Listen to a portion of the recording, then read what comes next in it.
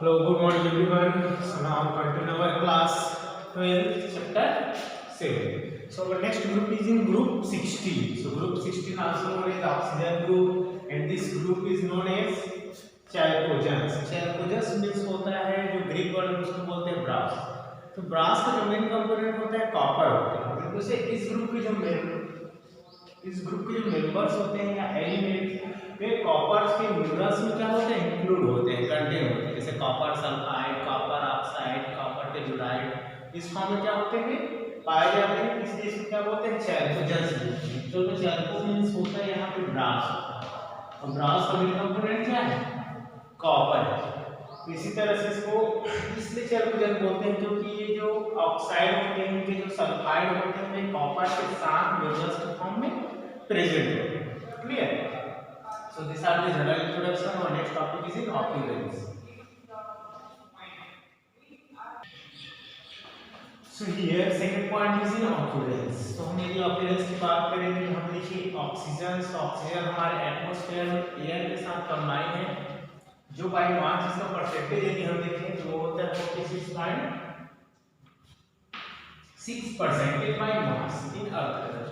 वही एयर जिससे कंटेन है 20,946% बाय वॉल्यूम परसेंटेज. सो इन सभी एलिमेंट्स में यदि कंपेयर करें तो सबसे ज्यादा परसेंटेज किसका है, ऑक्सीजन. एक तो आप इसका परसेंटेज ले सकते हैं by mass on the water. Water is too, आपको पता है अर्थ क्रस्ट मेनली किससे सराउंडेड है, वाटर से सराउंडेड है. सो यदि हम क्रस्ट की छोड़ दें और आपके अंदर प्रेशर की बात करें तो सबसे ज्यादा क्या है, ऑक्सीजन प्रेजेंट है. सेकंड बात करते हैं सल्फर की. तो सल्फर का परसेंटेज होता है 0.03 से 0.1% होते हैं बाय मास. जो कंटेन में फॉर्म में पाए जाते हैं सल्फेट के फॉर्म में होते हैं, सल्फाइड के फॉर्म में. तो सल्फेट के फॉर्म में देखें तो जिप्सम में होता है CaSO4, इप्सम सॉल्ट के फॉर्म में होता है मैग्नीशियम सल्फेट के फॉर्म में. क्लियर? वहीं ये बायलाइट के फॉर्म में बेरियम सल्फेट के फॉर्म में प्रेजेंट है. अब यदि इसके सल्फाइड की बात करें तो सल्फाइड होता है इसमें गैलेना लेड सल्फाइड, जो कि फार्मूला जो सिंदूर होते हैं, ठीक है, वो गैलेना मतलब वही इसका फार्मूला होता है लेड सल्फाइड. जिंक ब्लेड की बात करें तो जिंक का जो ब्लेड बनता है वो है जिंक सल्फाइड. उसी तरह से सल्फर का जो स्मॉल कंटेंट्स होते हैं वे होते हैं प्रोटीन में होता है. एग में भी सल्फर प्रेजेंट होते हैं. गार्लिक में भी सल्फर होता है. ओनियन, मस्टर्ड, पेयर, फूल्स ये सब क्या है, सल्फर के कंटेंट्स हैं. Clear?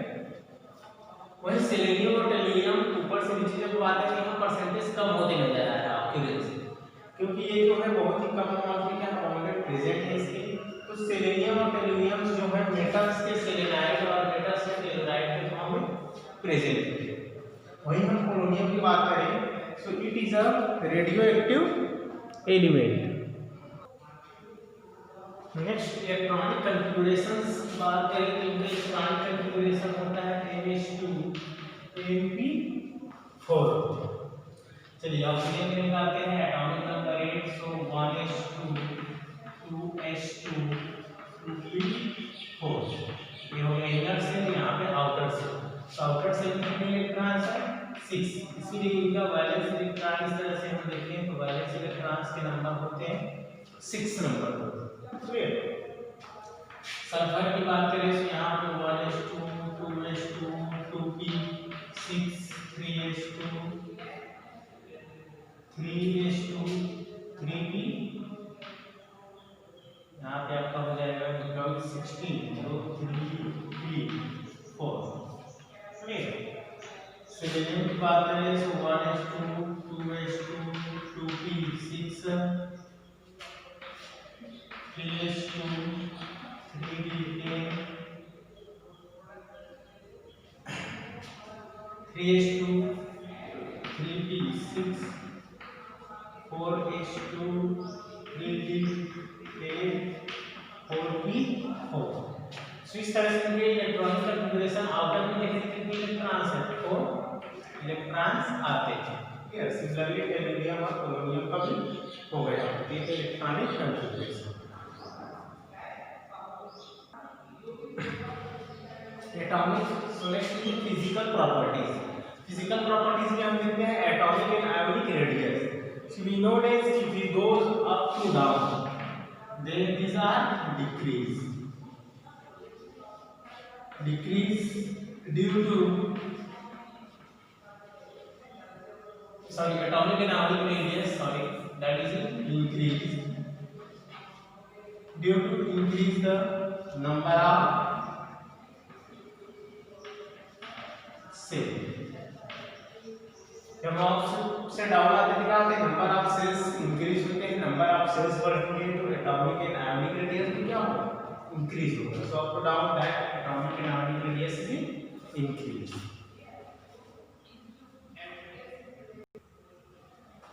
Next is in ionization enthalpy. So ionization enthalpy up to down, that is in decrease. Result due to decrease nuclear charge. ऊपर से नीचे आने पर साइज इंक्रीज होता है, साइज इंक्रीज होता है तो न्यूक्लियर चार्ज क्या होगा, कम होगा. न्यूक्लियर चार्ज कम होने से क्या होगा, ionisation enthalpy is decrease. But if we compare the group 50 that have higher ionization enthalpy of group 60, clear, ionization enthalpy मतलब group 15 का ionization enthalpy हाई होता है group 16 से. result due to half filled orbital of group 15 are more stable. Group 15 का half filled orbital का होता है ज्यादा स्टेबल होता है. मतलब इसके में p 1 2 3 है, तो इसके हम यदि p की बात करें यहाँ पे 1 2 3 और 4 है, तो half filled orbital are more stable compare with another filled orbitals. तो इस तरह से इनकी ग्रुप 15 वाले की आयोनाइजेशन एंथैल्पी ग्रुप 16 के कंपेयर में हाई होगी. मतलब जैसे ऑक्सीजन और नाइट्रोजन में कंपेयर करें, सो नाइट्रोजन का हाई होगा कंपेयर विद ऑक्सीजन से. क्लियर, ये आपका क्वेश्चन बन सकता है, इसको थोड़ा फोकस करें.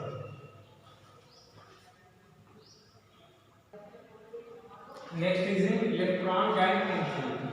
सो इलेक्ट्रॉन गैन एंथैल्पी हमको पता है कि अप डाउन क्या होता है, डिक्रीज होता है.